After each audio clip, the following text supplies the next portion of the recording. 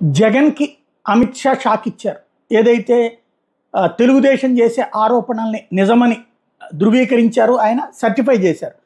NDA కూటమి అధికారంలోకి వస్తే 2 ఏళ్లలోనే పోలవరం పూర్తి చేస్తామని హామీ ఇచ్చారు. ఏపీ ప్రజల మీద 13 లక్షల కోట్ల రూపాయల అప్పుల భారం ఉందని చెప్పారు. ఇప్పటిదాకా జగన్ 4.5 లక్షల కోట్లు, పైన అన్ని కలిపితే 7 లక్షల కోట్లు అని చెప్తా ఉంటే, నిర్మలా సీతారామన్ 4 లక్షల కోట్లు అని 4.5 లక్షల కోట్లు అని చెప్తా ఉంటుంటే 13 లక్షల కోట్ల రూపాయలంటూ ఏదైతే చంద్రబాబు నాయుడు, పవన్ కళ్యాణ్ చెప్తా ఉన్నారో దాన్నే ఇక్కడ అమిత్ షా కూడా ప్రకటించడం అన్నటువంటి జగన్కి షాకే. అయితే దాని మీద ఆటోమేటిక్గా బాబు సీఎం కాకముందు మొత్తం అప్పు 1,53,000 కోట్లు, బాబు వచ్చాక 4,12,000 కోట్లు, 2024 జనవరి 31 నాటికి 7 లక్షల కోట్లు అంటూ ఇటు వైసీపీ ప్రొజెక్ట్ చేస్తున్నా ఆయనే మాట్లాడటం, అందులో పోలవరం గురించి చాలా స్పెసిఫిక్గా చెప్పడం ఒక ఎత్తు. సరే, పోలవరం అంటే తప్పేం లేదు. అదే కాకుండా అరాచకపు ప్రభుత్వాన్ని గద్దెదించుతాం అన్నటువంటి ప్రకటన చేయడం అన్నటువంటిది ఇక్కడ కీలకమైంది.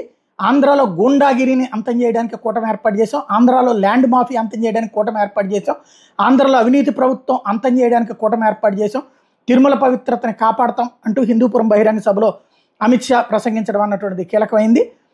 చంద్రబాబు అధికారంలో ఉన్నప్పుడే ఏపీలో అభివృద్ధి జరిగింది, జగన్ అధికారంలోకి వచ్చాక ఏపీ అభివృద్ధి ఆగిపోయింది.